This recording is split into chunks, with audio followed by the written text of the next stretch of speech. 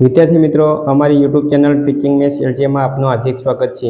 જો અમારી ચેનલને સબસ્ક્રાઇબ કરવાની બાકી હોય તો જલ્દીથી સબસ્ક્રાઇબ કરવા વિનંતી, જેથી તમને જે નવી અપડેટ આવે છે તે અપડેટ મળતી રહે।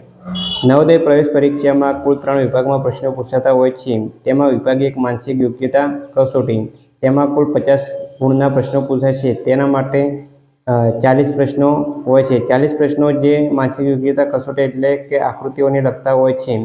આકૃતિઓ 10 પ્રકારે પૂછવામાં આવે છે અને દરેક પ્રકારમાં 4 પ્રશ્નો પૂછવામાં આવે છે। અગાઉ 1 થી 4 પ્રકાર જેનો આપણે અભ્યાસ કરી ચૂક્યા છીએ। આજે પ્રકાર નંબર 5 તેનો અભ્યાસ કરીશું। પ્રકાર નંબર 5 છે કે સમાન સંબંધ આકૃતિ નક્કી કરો, એટલે કે સમાન સંબંધને લગતી આકૃતિ હોય તે નક્કી કરવાની છે। આવા 4 પ્રશ્નો નવોદયની પરીક્ષામાં પૂછાતા હોય છે। પ્રકાર નંબર 5 એટલે કે સમાન સંબંધ આકૃતિ નક્કી કરો। અહીં સૂચના આપેલી છે કે આવા પ્રકારના પ્રશ્નનો ઉકેલ શોધવા માટે ધ્યાનમાં રાખવાનું છે કે પ્રથમ 2 કોયડા એટલે કે સમસ્યા આકૃતિઓ સામાન્ય રીતે નીચેના સંબંધો ધરાવતી હોય છે। પ્રથમ 2 આકૃતિઓ આ રીતે સંબંધ ધરાવતી હોય છે અને તેને સમાન ત્રીજી અને ત્રીજા નંબરને સંબંધ ચોથા નંબરની આકૃતિઓ આપણે 4 ઓપ્શન આપેલા હોય છે તે ઓપ્શનમાંથી સિલેક્ટ કરવાની હોય છે। એટલે કે કયો જવાબ છે તે જવાબ 4 ઓપ્શનમાંથી મેળવવાનો હોય છે। અહીં જે પ્રશ્નના ઉકેલ શોધવા માટે જે નિયમો આપ્યા છે તે નિયમો જોઈશું। અહીં 6 નંબરના નિયમો આપેલા છે કે આ પ્રકારે આકૃતિઓ પૂછાઈ શકે છે। અહીં નિયમ નંબર 1, આકૃતિઓમાં ચિહ્નોની સંખ્યા 2 ગણી થાય છે, તો આ રીતે પણ પ્રશ્ન પૂછાઈ શકે છે। બીજો નિયમ છે કે આકૃતિઓ અથવા તો ચિહ્નો કોઈ પણ દિશામાં કેટલાક અંશે ફરે છે, એટલે કે આકૃતિ હોય, કોઈ ચિહ્ન હોય તે ઘડિયાળના કાંટાની દિશામાં અથવા તો ઘડિયાળના કાંટાની વિરુદ્ધ દિશામાં 90 અંશના ખૂણે કે 180 અંશના ખૂણે એમ કંઈક અંશે ફરે છે। આ પ્રકારના પણ પ્રશ્નો પૂછાઈ શકે છે। નિયમ નંબર 3, આકૃતિના દર્પણમાં પ્રતિમા અથવા તો પાણીમાં જળ પ્રતિબિંબ પણ મળે છે। આ પ્રકારની આકૃતિમાં જે દર્પણમાં જોઈએ પ્રતિબિંબ મળે છે એ રીતની પ્રતિબિંબ આકૃતિઓ પણ મળતી હોય છે। નિયમ નંબર 4, આકૃતિ 180 અંશના સુધી પણ ફરે છે। નિયમ નંબર 5, બહારની અને અંદરની આકૃતિઓ ચિહ્નોની અદલાબદલી થાય છે। તો આ 5મા નંબરની જે પ્રકાર છે, 5મા નંબરની જે નિયમ છે તે બહારની આકૃતિ અંદર જતી હોય છે અને અંદરની આકૃતિ બહાર જતી હોય છે અથવા તો ચિહ્નો અદલાબદલી થતી હોય છે। આ રીતે પણ પ્રશ્નો પૂછાઈ શકે છે। અને નિયમ નંબર 6, આકૃતિઓનું કદ નાનું અથવા તો મોટું થાય છે। આ પ્રમાણે સમાન સંબંધ આકૃતિ નક્કી કરો એમાં પ્રશ્નો પૂછાતા હોય છે। નમૂનાના પ્રશ્નો અહીં સૂચના આપેલ છે કે નીચેના પ્રત્યેક પ્રશ્નમાં 3 કોયડા એટલે કે સમસ્યા આકૃતિઓ પછી ચોથી આકૃતિ માટે એક પ્રશ્ન સૂચક ચિહ્ન આપેલું હોય છે। અહીં 3 આકૃતિઓ આપેલી હોય છે અને ચોથા નંબરે એક પ્રશ્ન સૂચક ચિહ્ન આપેલું હોય છે। પહેલી 2 કોયડા આકૃતિઓમાં પરસ્પર એક વિશેષ સંબંધ છે, એટલે કે પ્રથમ આકૃતિ અને જે બીજા નંબરની આકૃતિ છે આ પ્રથમને અને બીજા નંબરની આકૃતિને કંઈક સંબંધ છે। તેવી જ રીતે ત્રીજા નંબરની આકૃતિને કંઈક સંબંધ ચોથા નંબરની આકૃતિ સાથે હશે। આ રીતે 4 ઓપ્શનમાંથી જે જવાબ આવે છે તે જવાબ મેળવવાનો હોય છે અને તમને જે OMR શીટ આપવામાં આવે છે તેમાં આ રીતે રાઉન્ડ કરવાનું હોય છે। જે જવાબ આવે છે તેના પર રાઉન્ડ કરવાનું હોય છે।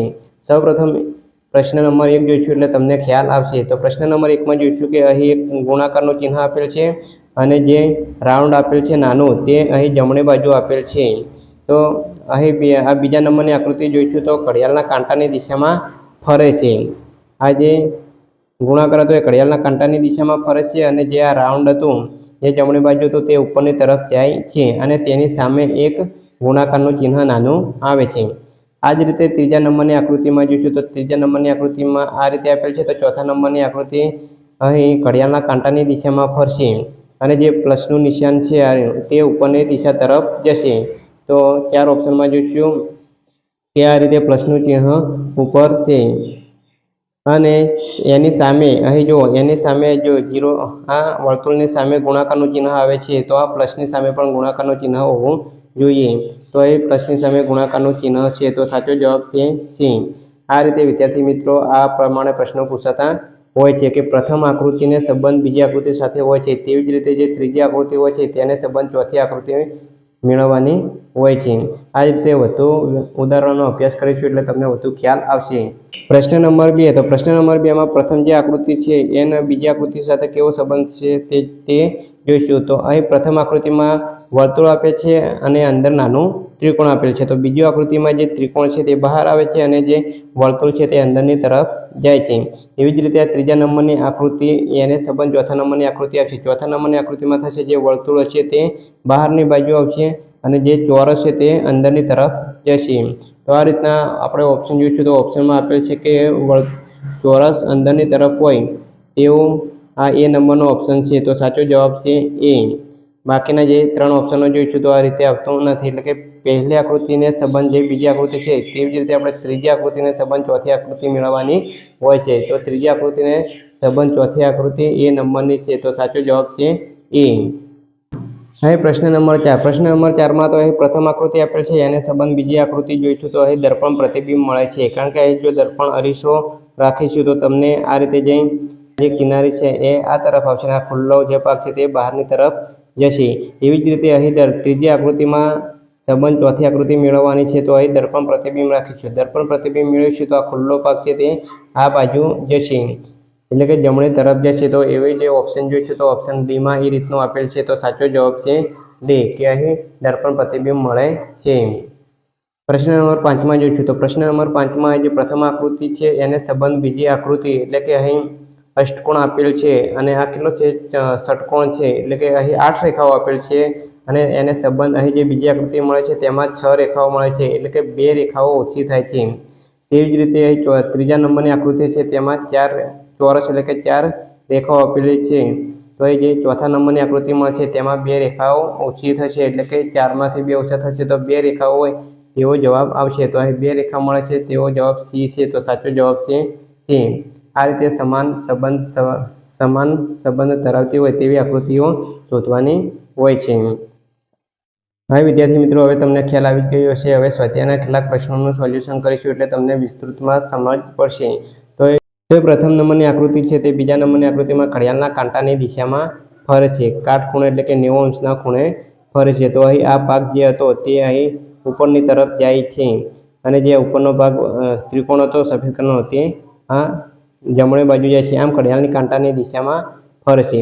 તેવી જ રીતે અહીં ત્રીજા નંબરની આકૃતિ પણ છે, ઘડિયાળના કાંટાની દિશામાં 90 અંશના ખૂણે ફરશે, એટલે કે જે વ્હાઇટ ભાગ છે તે ઉપરની તરફ જશે અને જે આ વર્તુળ આપે છે કાંટા રંગનું તે ઉપરની તરફ જશે. તો આ પ્રમાણે જે જવાબ છે 4 ઓપ્શનમાં તે ઓપ્શન જોઈશું. તો આ પ્રમાણે વ્હાઇટ ભાગ હોય તેવો અહીં એ અને બીમાં આપેલ છે, પરંતુ અહીં વ્હાઇટ ભાગ છે તેની ઉપર પણ છે કાળા રંગનું જે ટપકું છે તે ટપકું હોવું જોઈએ. તો અહીં કાળા રંગનું વર્તુળ ઉપર આપેલ છે. તો એ સાચો જવાબ છે એ. આ રીતે સમાન સંબંધ આકૃતિ તમે મેળવી શકો છો.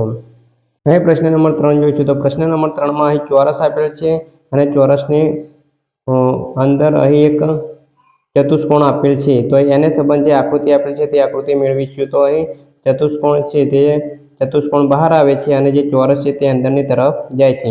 તેવી જ રીતે ત્રીજા નંબરની આકૃતિનો જે સંબંધ છે તે ચોથા નંબરની આકૃતિમાં મેળવીશું. તો જે વર્તુળ છે તે અંદરની તરફ જશે અને જે ત્રિકોણ છે તે બહારની તરફ આવશે. તો 4 ઓપ્શનમાં ઓપ્શન જોઈશું કે ત્રિકોણ બહારની તરફ હોવો જોઈએ અને જે વર્તુળ છે તે અંદરની તરફ હોવું જોઈએ. તો સાચો જવાબ છે સી નંબરનો સાચો જવાબ આવશે. તો આ પ્રશ્ન નંબર 4માં પ્રથમ આકૃતિને સમાન સંબંધ બીજી આકૃતિ સાથે છે કે દર્પણ પ્રતિબિંબ મળે છે, પરંતુ જે ત્રિકોણ છે જે કાંટા રંગનો હોય છે તે વ્હાઇટ થઈ જાય છે અને જે આ વર્તુળ છે જે વર્તુળ આપેલું છે વ્હાઇટ કલરનું તે કાંટા રંગનું થઈ જાય છે. તો ઉપર નીચે ખાલી બદલાવ થાય છે, બીજો દર્પણ પ્રમાણે મળે છે. તો જે ત્રીજા નંબરની આકૃતિ છે તે ચોથા નંબરની આકૃતિમાં પણ દર્પણ પ્રતિબિંબ મળે છે, એટલે કે આ ભાગ છે તે આ સાઈડ આવશે અને જે ત્રિકોણની રેખા છે તે આ સાઈડ આવશે, પરંતુ જે ઉપર જે ચોરસ છે તે કાંટા રંગનો થઈ જશે અને જે ત્રિકોણ છે તે વ્હાઇટ રંગનો થઈ જશે. તો આ પ્રમાણે જે ઓપ્શન છે તે ઓપ્શન જોઈશું. તો ઓપ્શન બી અને સી બંનેમાં સમાન છે, પરંતુ અહીં જે ત્રાંસી રેખાઓ છે તે રેખાઓ આ પ્રમાણે આવશે, એટલે કે સાચો જવાબ છે બી. પ્રશ્ન નંબર 5માં અહીં એક વર્તુળ આપેલ છે તેને સમાન સંબંધ અહીં બીજી આકૃતિ મળે છે. એમાં નાના નાના 4 વર્તુળ મળે છે, પરંતુ 2 કાંટા રંગના છે, એક અહીં આડી લાઈન છે અને અહીં ઊભી લાઈન છે. એવી જ રીતે ત્રીજા નંબરની જે આકૃતિ છે તેને સમાન સંબંધ અહીં એક ચોરસ છે તો અહીં 4 ચોરસ નાના મળશે. તો 4 ચોરસ બધી 4 ઓપ્શનમાં આપેલા છે, પરંતુ અહીં જે બીજી સમાન સંબંધ આકૃતિ છે તેમાં અહીં આડી લાઈન હોવી જોઈએ. તો આડી લાઈન હોવી જોઈએ પ્રથમ ક્રમાંકે, એવા ઓપ્શન સી અને ડી છે. પરંતુ અહીં જે ત્રીજા નંબરનું જે વર્તુળ છે તેમાં ઊભી લાઈન છે, તો અહીં પણ ચોરસમાં કેવી ઊભી લાઈન છે, અહીં આડી લાઈન છે, અહીં ઊભી લાઈન છે, તો સાચો જવાબ છે ડી. વિદ્યાર્થી મિત્રો, આ રીતે સમાન સંબંધ આકૃતિ મેળવી શકાય છે અને તમને હવે ખ્યાલ પણ આવી ગયો હશે. તો વિદ્યાર્થી મિત્રો, પ્રશ્ન નંબર 50 અહીં એની સમાન સંબંધ બીજી આકૃતિ આપેલી છે, તો અહીં ત્રીજી આકૃતિને સમાન સંબંધ ચોથી આકૃતિ 4 ઓપ્શનમાંથી તમારે મેળવવાની રહી છે. આ પ્રશ્ન જે 2019માં નવોદયની પરીક્ષા લેવાયેલ હતી તેમાં પૂછાયેલો છે. તો આ જે ઓપ્શનમાં જે જવાબ આવે છે તે જવાબ તમારે કમેન્ટ બોક્સમાં જણાવવાનો રહેશે.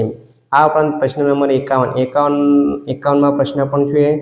પ્રશ્ન નંબર જે અહીં આકૃતિ 1 આપેલ છે, એકની આકૃતિ સમાન સંબંધ બીજા નંબરની આકૃતિ આપેલ છે, તો અહીં ત્રીજા નંબરને સમાન સંબંધ ચોથા નંબરની કઈ આકૃતિ આપેલ છે તેના માટે 4 ઓપ્શન આપેલ છે. તો 4 ઓપ્શનમાં કઈ આકૃતિ આવશે, આ જવાબ પણ તમારે કમેન્ટ બોક્સમાં જણાવવાનો રહેશે. પ્રશ્ન નંબર 52 પણ અહીં એને આકૃતિ 1ને સમાન સંબંધ બીજા નંબરની આકૃતિ આપેલ છે, તો અહીં ત્રીજા નંબરની આકૃતિને સમાન સંબંધ ચોથા નંબરની કઈ આકૃતિ આપેલ છે તે 4 ઓપ્શન આપેલ છે. 4 ઓપ્શનમાંથી શોધી અને તમારે કમેન્ટ બોક્સમાં જવાબ જણાવવાનો રહેશે.